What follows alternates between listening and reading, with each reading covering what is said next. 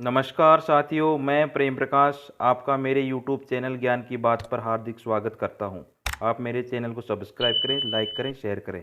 साथियों, मैं आज आपके सामने शाला दर्पण स्टाफ लॉगिन पर जनाधार व आधार ऑथेंटिकेशन किस प्रकार से किया जाएगा, उससे संबंधित संपूर्ण जानकारी लेकर के पुनः हाजिर हूँ। साथियों, शाला दर्पण पर स्टाफ लॉगिन के माध्यम से छात्रों के आधार व जनाधार ऑथेंटिकेशन की प्रक्रिया की जानी है। इसके लिए आपको सर्वप्रथम स्टाफ लॉगिन से लॉगिन होना होगा। स्टाफ लॉगिन पर आपके आईडी यूजर नेम, आपके आईडी और पासवर्ड लगा करके आप सर्वप्रथम लॉगिन होंगे। जैसे ही लॉगिन होते हैं, आपके सामने इस प्रकार का इंटरफेस दिखाई देता है, जिसमें सर्वप्रथम आपके यहाँ टोटल स्टूडेंट्स की संख्या आएगी आपकी क्लास में, जिस भी क्लास के आप क्लास टीचर हैं। और उसके बाद में यहाँ पर नीचे जितने स्टूडेंट अभी रिमेनिंग बकाया है, जिनके आधार और जनाधार ऑथेंटिकेशन बाकी है, उनकी संख्या यहाँ पर दिखाई देगी। और उसके नीचे यहाँ पर एक click here to authenticate student Jan Aadhaar, यहाँ पर क्लिक करके आपको जनाधार व आधार ऑथेंटिकेट करना है। इसके अलावा भी आप जो लेफ़्ट साइड में आपको 3 डॉट दिखाई दे रहे हैं, वहाँ पर क्लिक करके भी आप इस प्रक्रिया को पूरा कर सकते हैं। इसके लिए सबसे नीचे तो ऑथेंटिकेट स्टूडेंट जनाधार एंड आधार इन्फो दिखाई दे रहा है, वहाँ पर आपको क्लिक करना होगा। जैसे ही आप क्लिक करेंगे, आपके सामने यहाँ 2 ऑप्शन दिखाई देते हैं। जहाँ पर जो सर्वप्रथम ऑप्शन दिखाई दे रहे हैं, वह ऑथेंटिकेट स्टूडेंट जनाधार व आधार इन्फो, और उसके नीचे दे रहे हैं गेट जनाधार यूजिंग आधार इन्फो। जो नीचे वाला दूसरे नंबर का जो ऑप्शन है गेट जनाधार, उस पर क्लिक करके आप विद्यार्थी के जनाधार व उसकी मेंबर आईडी आप देख सकते हैं। जो दूसरे वाला ऑप्शन दिखाई क्लिक करते हैं, उस पे आप क्लिक करने के बाद में इस प्रकार का इंटरफेस आपको दिखाई देगा। यहाँ पर आप विद्यार्थी के आधार, जनाधार एवं भामाशाह आईडी आप लिख करके यहाँ गेट जनाधार डाटा यहाँ पर क्लिक करके उसकी जानकारी आप प्राप्त कर सकते हैं। जैसे ही आप यहाँ क्लिक करेंगे, आपके सामने इस प्रकार का इंटरफेस दिखाई देता है। कुछ इंस्ट्रक्शन आपके सामने दिखाई देते हैं, जिनको आपको ध्यानपूर्वक अवश्य पढ़ना चाहिए। जो 7 इंस्ट्रक्शन नोट दे रखे हैं, उनको आपको अच्छी तरह से पढ़ना है। उसके बाद में नीचे आपके गेट क्लास वाइज डाटा, यहाँ पर आपको क्लिक करना है। जैसे ही आप क्लिक करेंगे, आपके सामने सभी बच्चों के एक लिस्ट आपके सामने शो होगी। क्लास जो भी आपकी क्लास है, उसके डाटा यहाँ पर शो होंगे, जिसमें क्लास है, टोटल स्टूडेंट हैं, आधार एंट्रेड, आधार ऑथेंटिकेट, जन आधार एंट्रेड, जन आधार ऑथेंटिकेट और रिमेनिंग जन आधार ऑथेंटिकेशन।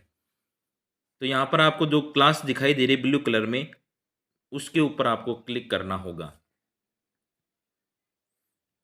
जैसे ही आप क्लिक करते हैं, आपके सामने इस प्रकार का इंटरफेस दिखाई देता है, जिसमें आपको यहाँ टोटल स्टूडेंट, जनाधार ऑथेंटिकेट टोटल कितने के हो गए और अब कितने बकाया हैं, उनकी संख्या यहाँ पर आपको दिखाई देती है। उसके बाद में आपको विद्यार्थियों के नाम और इस प्रकार एक लिस्ट दिखाई देती है। जिन विद्यार्थियों के आधार, जनाधार कार्ड यहाँ ग्रीन कलर में दिखाई दे रहे हैं, इसका मतलब उनका जनाधार आधार ऑथेंटिकेशन हो गया है। और जिन विद्यार्थियों के ग्रीन कलर में नहीं दिखाई दे रहे या खाली दिखाई दे रहे हैं, उनको आप, जिनके खाली या ग्रीन कलर में या नहीं दिखाई दे रहे हैं, उनके आपको जनाधार ऑथेंटिकेट करना है। इसके लिए आपको ऑथेंटिकेशन की प्रक्रिया करने के लिए आपको जो ये सिंबल दिखाई दे रहा है, उसके ऊपर आपको क्लिक करना होगा।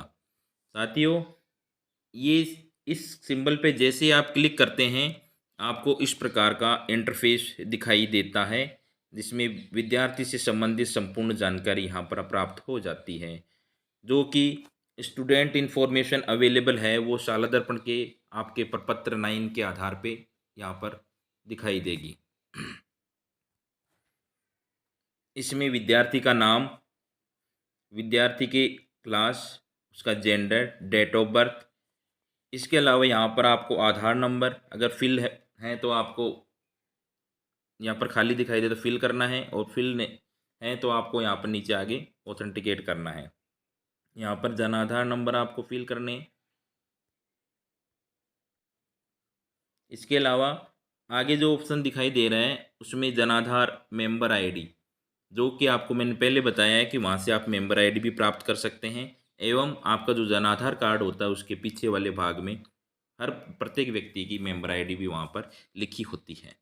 मेंबर आईडी लिखने के बाद में आपको यहाँ पर जो ऑप्शन दिखाई दे रहा है वहाँ उस पर क्लिक करना होगा। यहाँ पर दो ऑप्शन दिखाई देंगे, पहला होगा आपका ऑथेंटिकेट जनाधार, यहाँ पर एक ऑप्शन और दिखाई देता है जिसमें ऑथेंटिकेट आधार। जिनका आधार ऑथेंटिकेट हो जाता है वहाँ से यहाँ से ऑप्शन हट जाता है। अब जिनका जनाधार बाकी रहता है वहाँ पे केवल एक ही ऑप्शन दिखाई देता है। इस मामले में केवल आधार ऑथेंटिकेशन हो चुका है और जनाधार ऑथेंटिकेशन होना बाकी है। तो जैसे ही आप मेंबर आईडी और उनका मिलान कर लेते हैं तो यहाँ पर उस ऑथेंटिकेट ग्रीन कलर का ऑथेंटिकेट जनाधार लिखा हुआ है उस पर आप क्लिक करना है, और जैसे ही आप क्लिक करेंगे आपके सामने या तो इस प्रकार के एक पॉपअप दिखाई दे रहा है जिसमें लिखा है कि ऑथेंटिकेशन का जो कार्य है वो फेल हो गया है। उपलब्ध जनाधार कार्ड में दिए गए नाम, जेंडर एवं जन्म तिथि विवरण को देखें।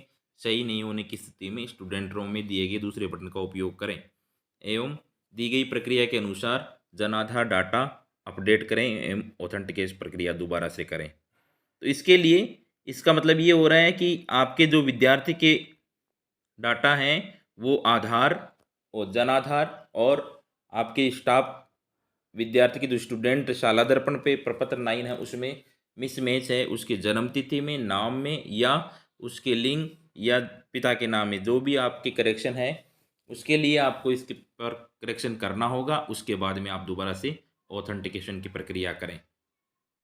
अगर विद्यार्थी के डाटा, नाम, लिंग और जन्म तिथि अगर सही है तो यहाँ पे जनाधार ऑथेंटिकेशन हो जाता है।